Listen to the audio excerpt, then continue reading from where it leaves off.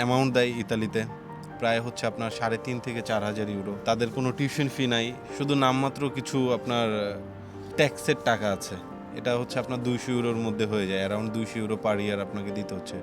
তো 2 বছর যদি আমি মাস্টার্স করি এখানে, আমার মনে করেন আমি 500 ইউরোই ধরলাম, 2 বছরে আমাকে তারা স্কলারশিপ দিচ্ছে।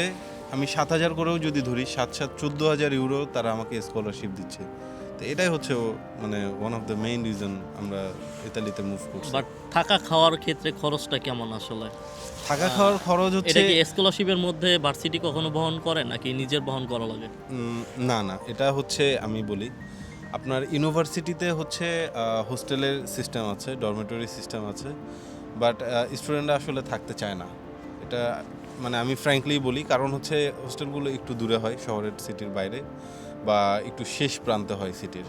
তো সবাই যেহেতু জব করতে চায়, পার্ট টাইম জব করতে চায়, যেহেতু স্টুডেন্ট সার্ভাইভ, যতই আমরা স্কলারশিপের টাকা পাই না কেন, আমরা যেহেতু বাঙালি, আমরা ট্রাই করি একটু ফ্যামিলিকে একটু হচ্ছে হেল্প করার এক্সট্রা জন্য।